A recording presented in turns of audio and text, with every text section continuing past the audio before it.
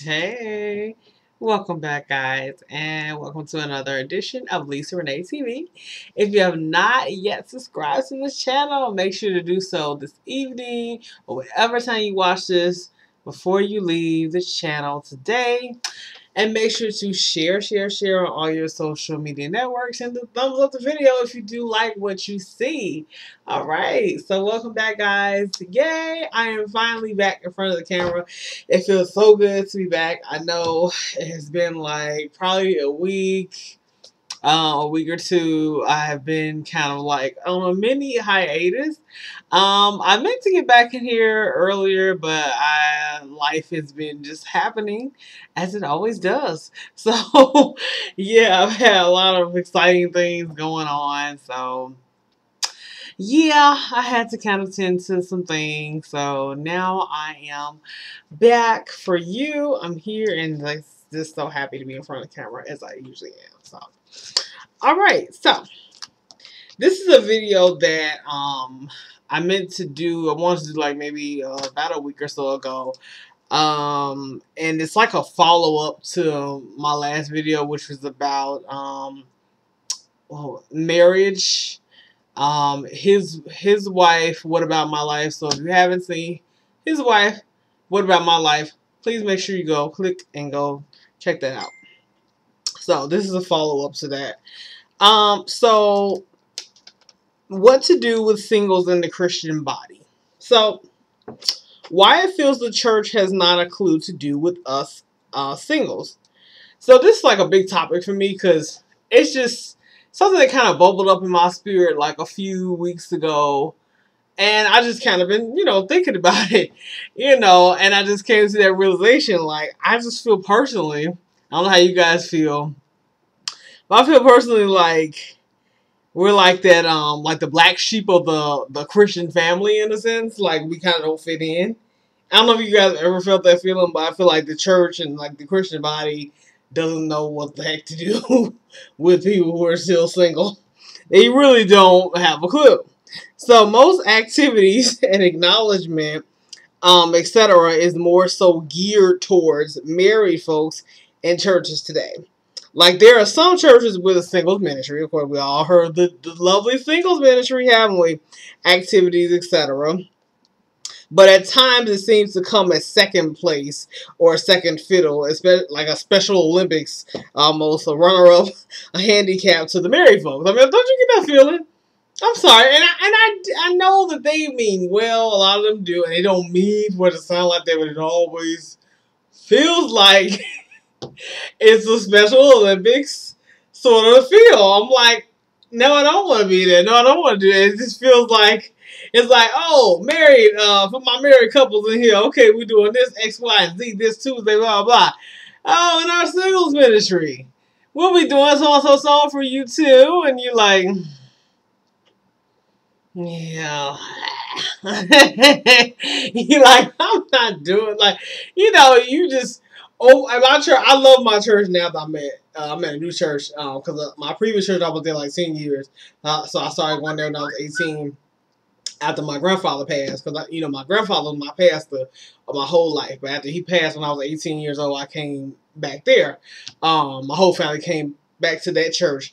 Well, I'm saying came back there because the first family, my family already knew them. I didn't know them because I wasn't even born then, but I met them then when we came to church when I was 18 years old. So we have been there ever since. But me and my mom, we kind of been visiting this other church around my house, and we really love it. So so I claim it. I haven't joined, but I claim it. So anyway, I'm loving it. So there they like anytime they like do a announcement or something for singles. They're like, if you're single, would you please stand up? I'm like, like it'll be like for a meeting or something for the singles. They make you stand up, and I'm like, okay.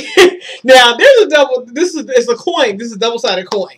The good thing is, if you are single and you're a woman, like at least now all the men who single like know that you single. So I don't know if they do it so that the singles know who's single or whatever.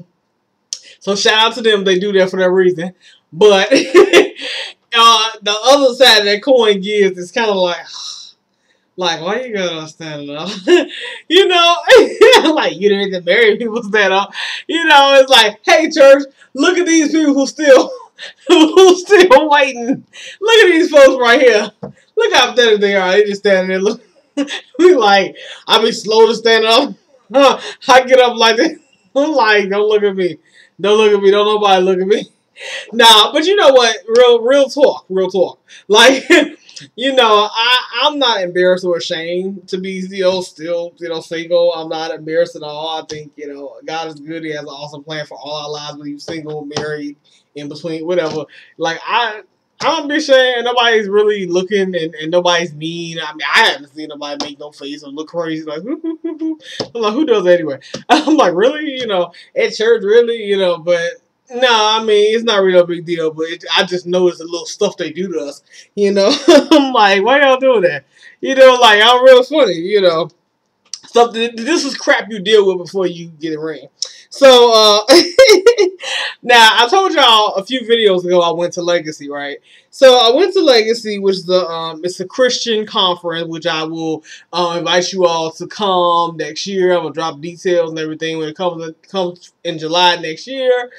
Lord willing, I'm going to drop those details, and you guys, I want to, see you guys. Y'all see me there, run up, hey, say, hey, please do, hugs, all that good stuff.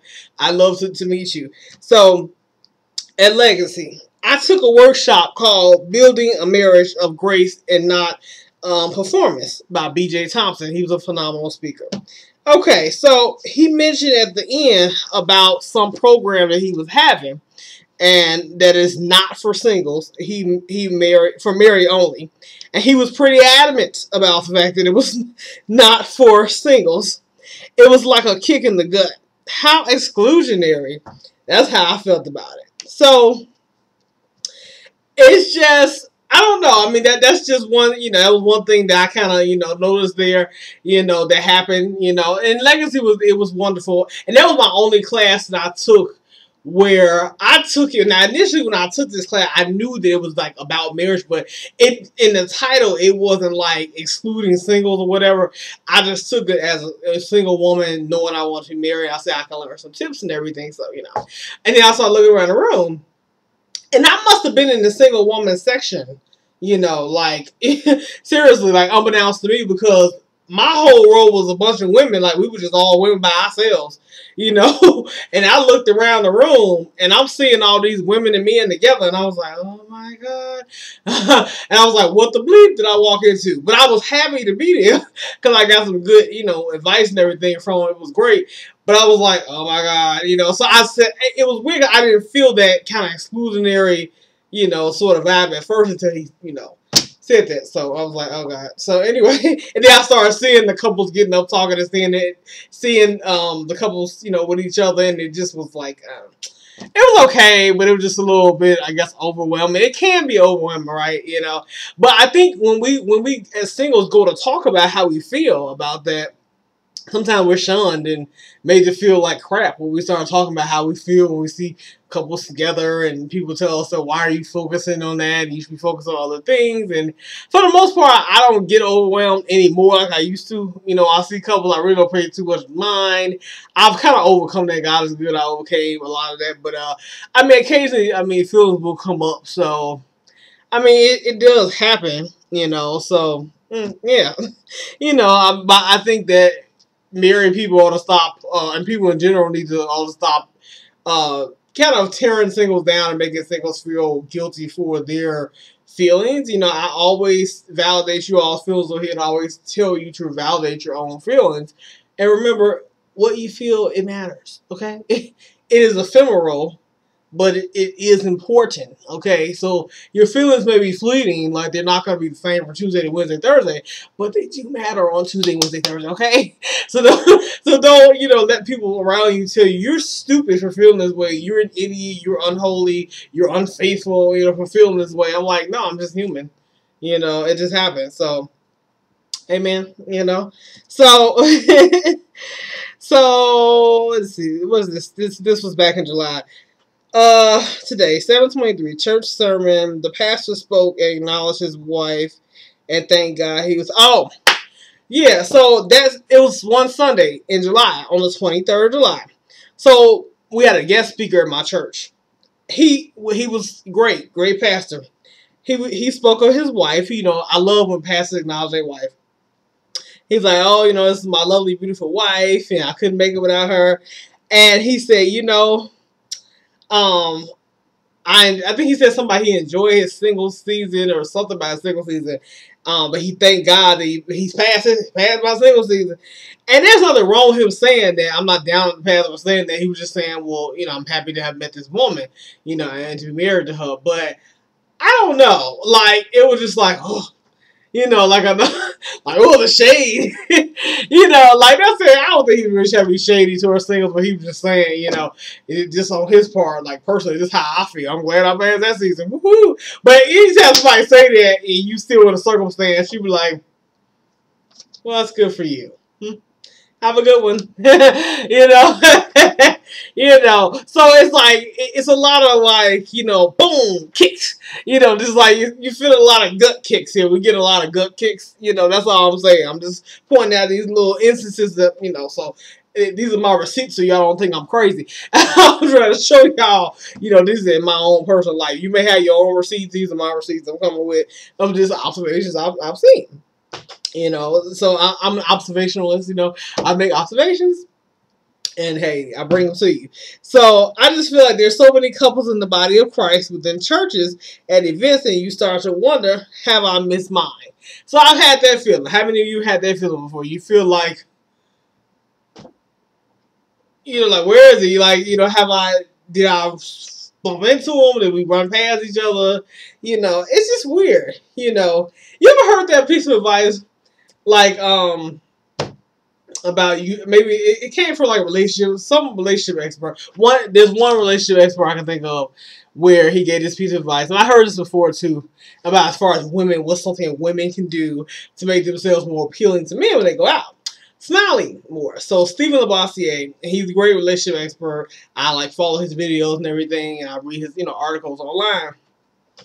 So he gave this advice about women. You should try to smile more, and that's, you know, that's a good tip. I think so. You know, yeah, I mean, you should try to look pleasant in general. So, I don't know. Now, generally, I'm a smiling, happy person anyway, so I usually don't have a problem with, like, facial expression, you know, when I go out. Because there are women who do look mad, and there are men who look mad and mean all the time. They're not mean, but they look mean. You know, they have this weird thing with their face all the time, or they look perplexed. I'm like, what's going on with you? You okay? You know, so... it just came to my mind just in this moment. Like, I guess I have this thing where, like, I'll go out and, like, I'll see a guy and we end up, like, get this, my friend calls it eyeball wandering. It's another word for staring. Like, we get into like a staring competition almost. Like, we'll look at each other and he'd be looking at me and I'm looking at him. So he'd look at me, I'm looking at him.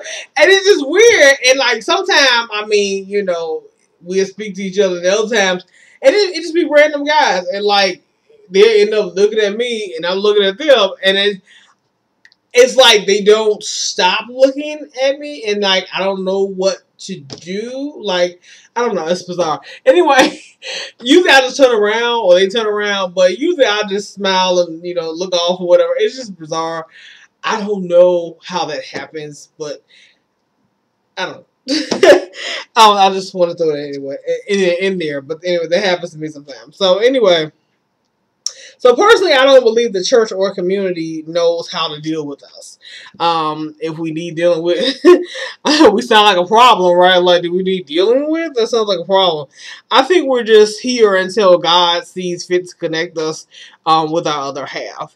Then they demonize everything that you want to do as a single or talk about.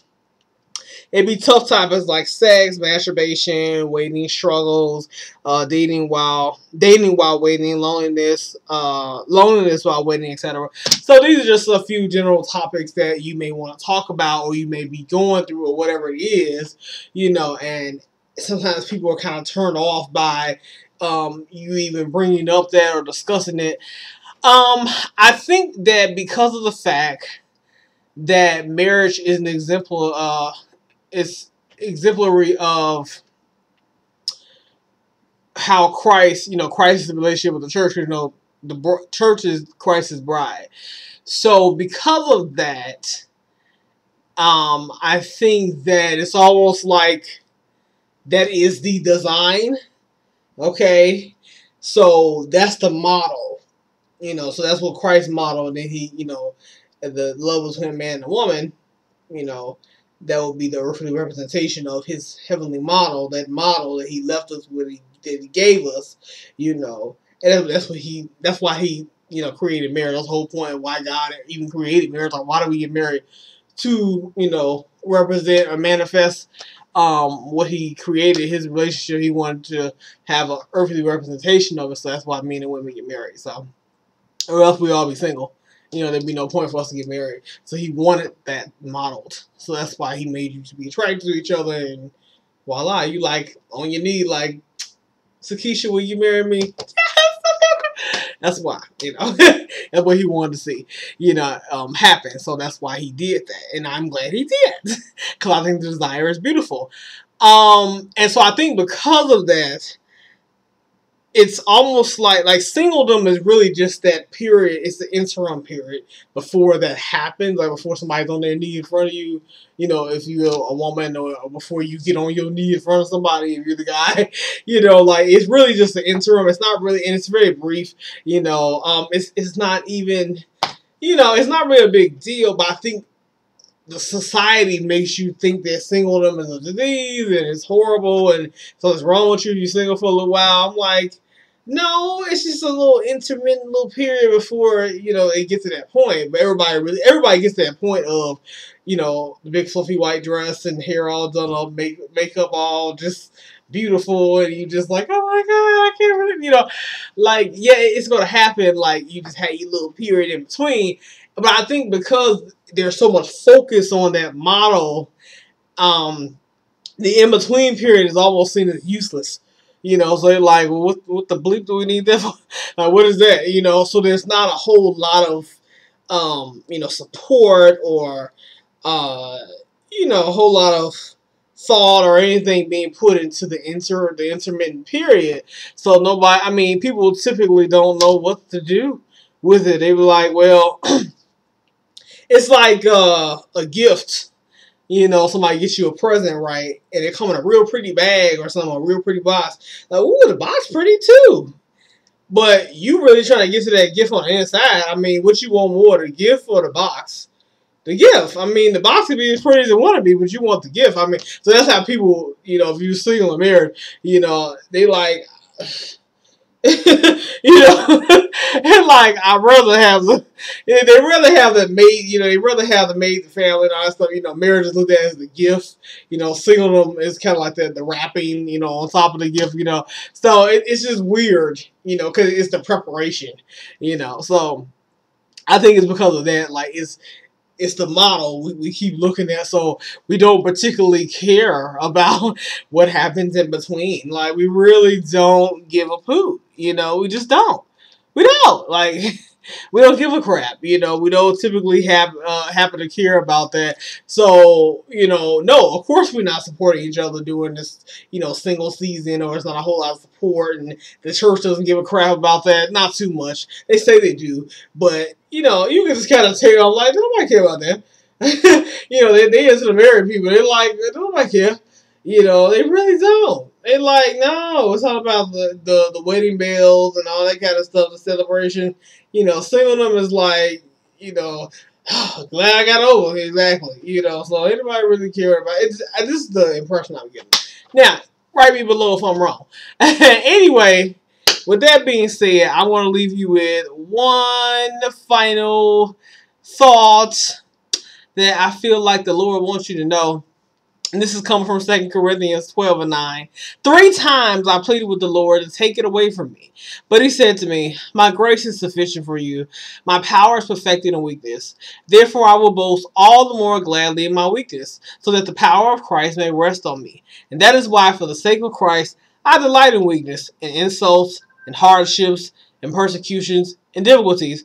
For when I am weak, then I am strong.